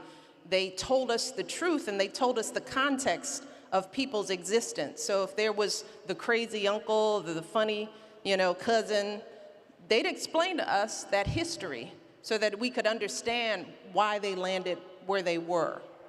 So I think because of the two of them, we, as Craig said, my brother said on the video, we were successful because of these two hardworking, good valued folks. And I wish my dad could be here to see all this. How proud would he be of you? Yeah. So before there was Michelle, there was Craig, your Craig. brother, who at one point you even shared a bedroom with. Oh, yeah. So what was he like as a big brother, and how did he add to this equation of this family? He was my protector. I joked when I was on some show this week, because I've been on a lot of them. I can't even remember which one. A lot of Oh, it was shows. Robin Robinson. Robin Roberts. He's the favorite, okay?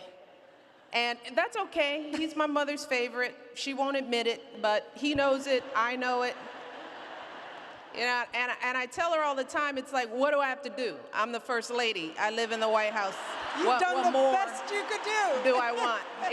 I'm taking her to China. I'm like, she's meeting the Pope, and at Thanksgiving it's still, when's Craig coming? I'm like, I don't know. I really don't care. But the thing is that I adore him too, so I can't be too mad at him. And here's the thing I want to tell you about Craig. He and my father treated me as an equal. And that's so important for fathers to understand about girls is like having a strong girl isn't just about having a strong mother.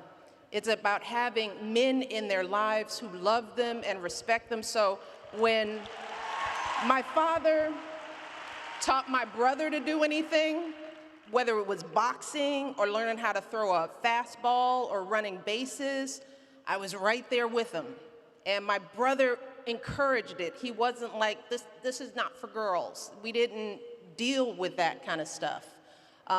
So having men in my life who loved me from the start, and then I had a whole community of men who loved me. I had my grandfathers and my uncles, one of who is here. One of my favorite uncles are here, and he knows who he is.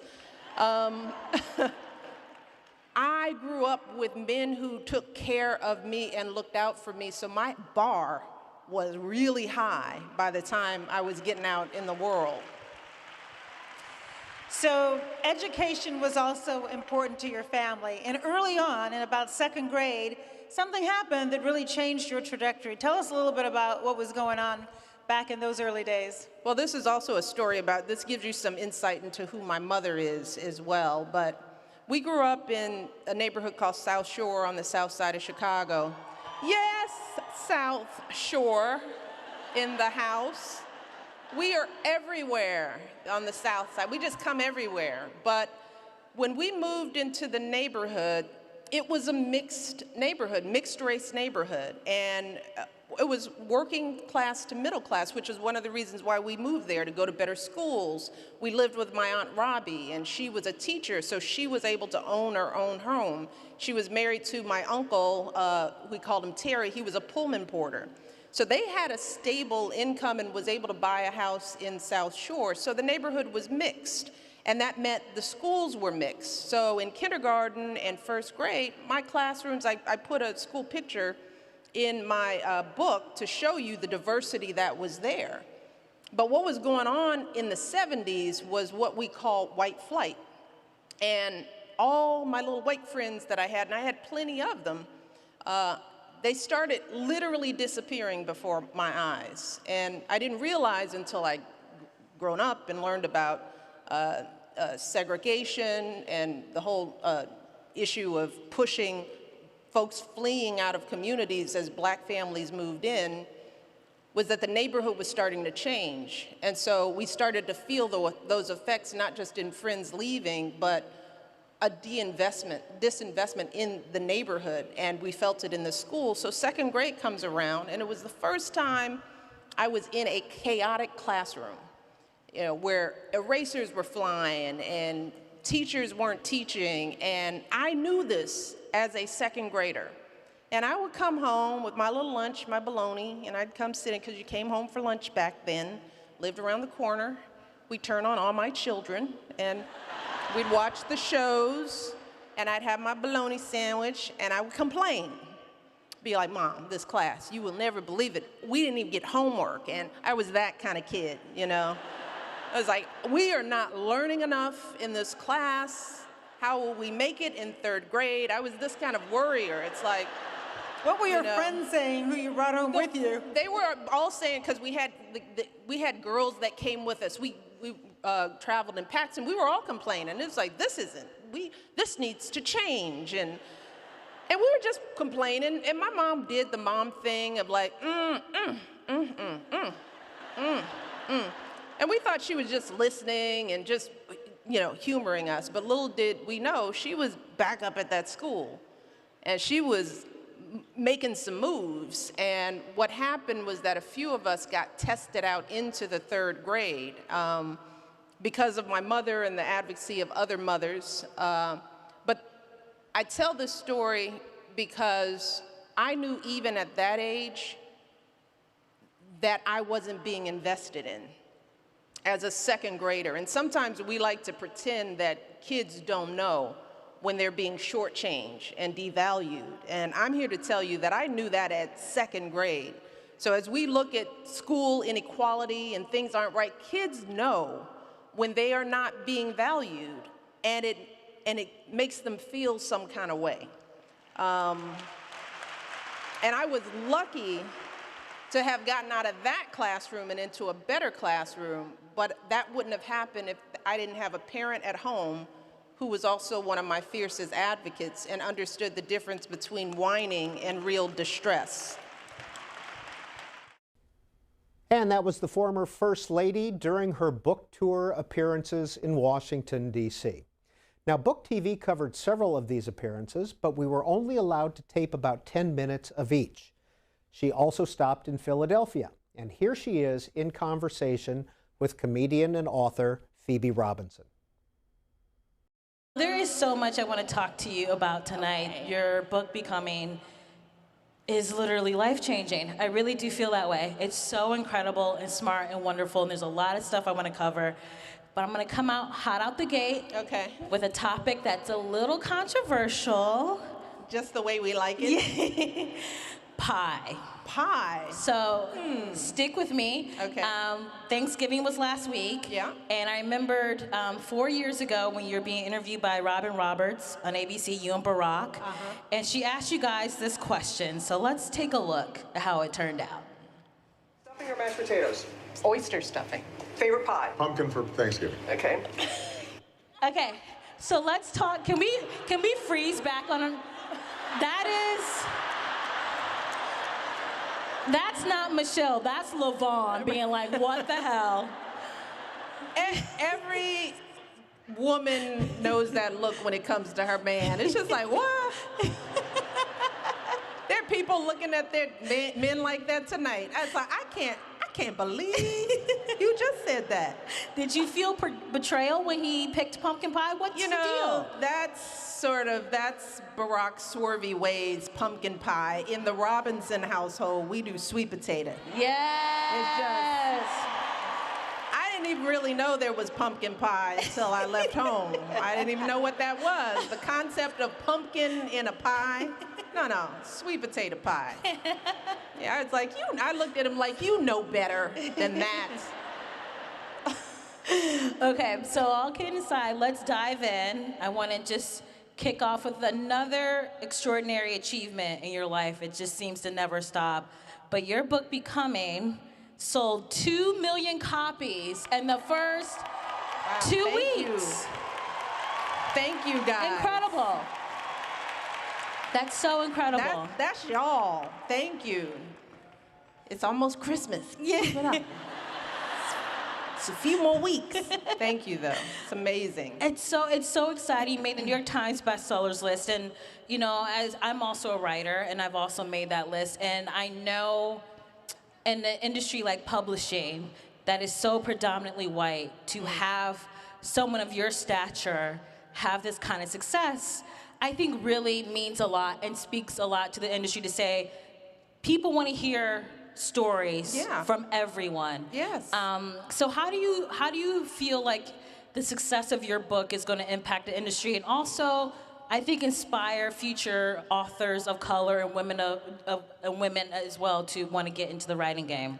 Well, I think the success of the book speaks to what I've always known about this country, and this country is open to so many people in so many ways, and people are curious about other people's stories. I mean, that's what I experienced when I first campaigned for Barack in Iowa. The notion that this little girl from the south side of Chicago, who at the time was named Michelle Obama, married to Barack Hussein Obama, was going to dive deep into the Midwest in Iowa, going door to door in people's homes, and they were opening up their homes and welcoming me around their kitchen tables.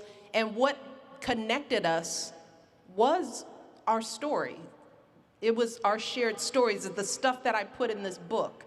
It wasn't what degree I had, it wasn't what school I went to, it wasn't what career I had, it was what was our food like, what was that kitchen table conversation like, what was the relationship with my favorite relative like, what were our neighborhoods like, the sights and the smells. And that's the commonality that we share across this country. It is not race, it is not gender, it's not religion, it's the stories that make us who we are. And the fact that this is resonating with so many different people just reinforces what I know is true about this country. So yes, I think that it is now incumbent upon us to stop being afraid of our stories and to know that there are so many ways to live a life, and it's up to us to share it with one another and know that we won't be judged or criticized or looked upon oddly. So now we have to dig deep and know our stories and be ready to put them on the table. So yes, hopefully there's room for more. Excellent. That's amazing. Thank you so much. You know, we all know you as, you know, in my opinion, the best First Lady of all time. I said it. That's nice of you to say. You know, and we know you as a public figure, as a fashion icon, as a philanthropist. There's a lot of things that we know about you, but I want to go back to the beginning, as you just being this little girl, growing up in Chicago, and your journey to how you became a Coco Khaleesi, in my opinion. A Coco Khaleesi. You may need to explain that. Anybody watch Game of Thrones? Okay. I told you when you mentioned that, I'm not a Game of Thrones person. Don't stone me, people. I've been busy, but you had to explain that to me. So on the show, Khaleesi is a white woman, but you are Coco Khaleesi. I see. The #1 Coco Is Khaleesi. some powerful woman? It's just, yes, you are like the boss. Okay, I'll take it. Yeah. The boss beep. I don't want to curse. I can't curse here. Not tonight. No. I don't want to get kicked off the stage. No, you're good. But I want you to take us back to you growing up, sort of your journey. Like, what was your childhood like in Chicago? Tell us about your parents and how they informed you. Yeah, I grew up on the South Side. I know we've got some South Siders.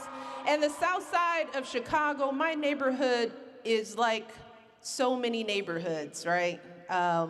We grew up in the 70s where there was mixed income and folks had jobs and they took care of their lawns and they planted flowers and kids went to school and they listened to adults.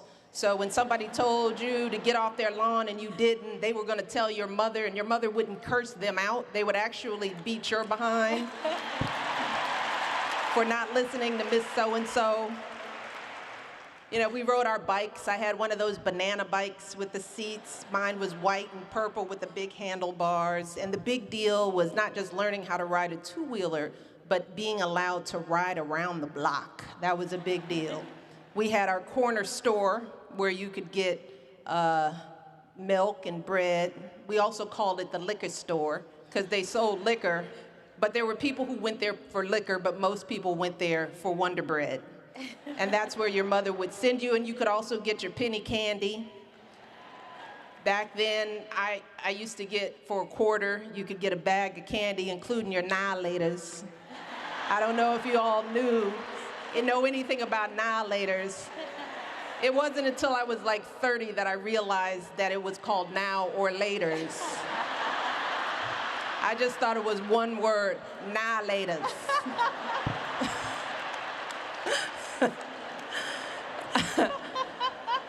So you'd sit on the front porch with your friends, and there was a park down the street where there was a men's softball league, and I remember going to sleep to the sound of men cheering and playing sports. But we were poor folks. We lived in a home above a great aunt because that's how we grew up on the South Side. Everybody lived within a 5-mile radius. I had cousins around the corner. Everybody lived with an elder. So my grandmother lived with an aunt, my grandfather lived with an uncle, and we were all a part of this big unit where, you know, you'd gather in one place, and the gathering place in my family was Southside's house. For those of you who have read the book, my maternal grandfather, who was like the heart and soul of the family, he was a lover of jazz, and I would spend Saturdays with him and his dog Rex, because I still wanted a dog. My mother didn't let me have a dog, but Southside let me have his dog. And you've been watching former First Lady Michelle Obama in Philadelphia on her book tour for Becoming. Her memoir has become the best-selling book of 2018, selling nearly 3 million copies since its debut in November. She and President Barack Obama received about $60 million in advance for their memoirs from Penguin Random House. Now, Book TV covered 5 of her appearances. The next one is from Brooklyn. Y'all are fired up in here. Woo! We are in BK. This is like Yes. all happening. Hey, honey. Hello, darling. Here we are. Thank you for being here. I am so excited to be here. We are going to have another conversation. Let's talk. That's right. We have a lot to talk about. Very, very, very big night. And where I wanted to start us off is thinking about this moment in your life. Here we are. All of these people are in a stadium because of a book. Yeah. And so, you know, I have to start us there because there are so many ways that you have shared your knowledge, your grace, your power, your inspiration with your individual communities, starting with the people who love you up close and moving out in radiating circles to the whole world. Who you are up close is who you are writ large, and that's an extraordinary thing to see. And what I think is amazing about what you decided to do after the White House years is you decided to write a real book. Yeah. You decided not to write a book that hit certain First Lady marks, but rather a book that I want to tell you all, if you have not yet read this book, this is an important work of American literature, okay?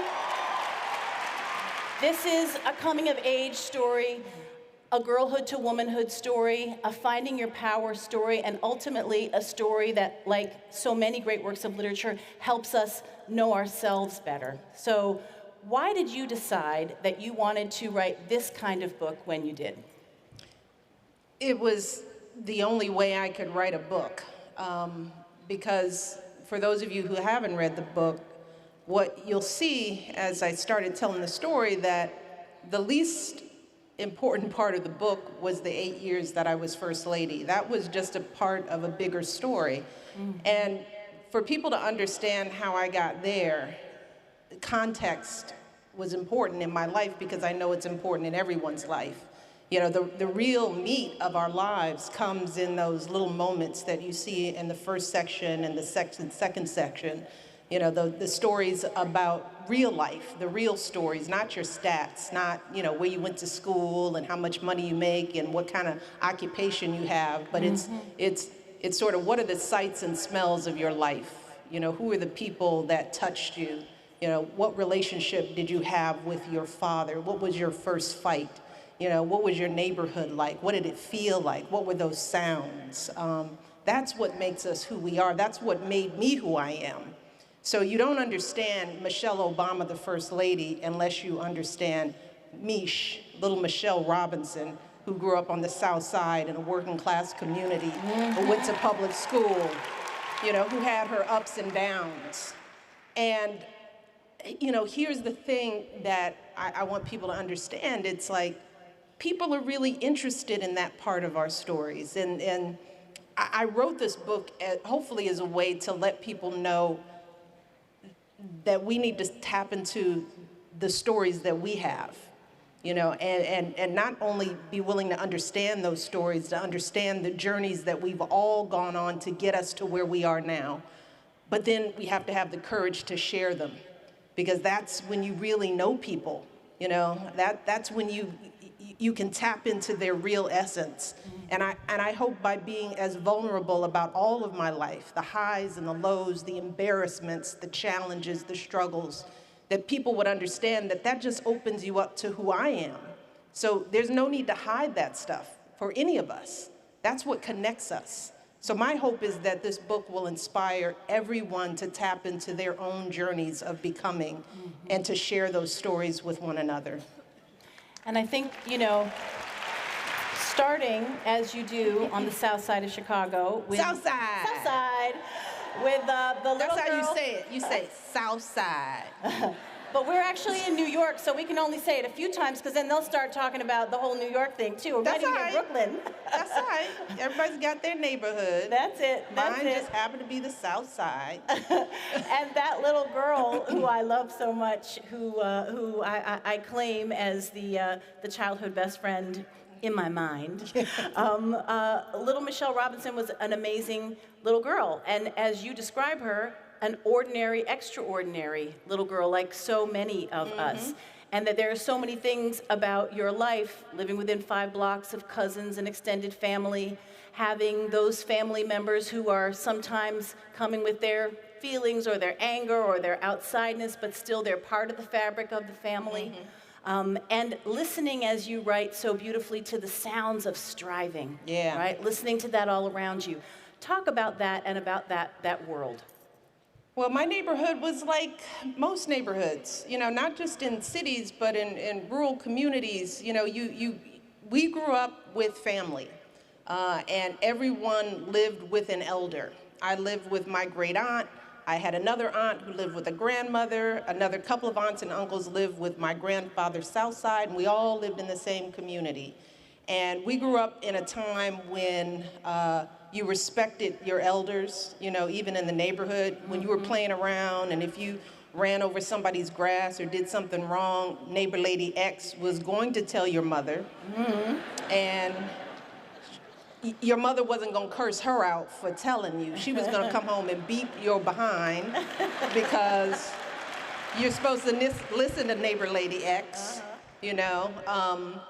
And it was a community. It was my neighborhood, South Shore, was a vibrant, diverse community, a working class neighborhood where people owned their homes. It was diverse until 2nd grade, right before white flight set in. That's when white folks felt comfortable sort of living with us in our neighborhoods, and then people like us moved in and they fled. So you can see that in my class pictures. In my early grade in kindergarten, you can see that there are kids of all backgrounds, and we all played together, and we were at each other's homes. And little did I know that people were whispering in their ear, realtors saying, "Get out, because this is turning into a ghetto. You better run."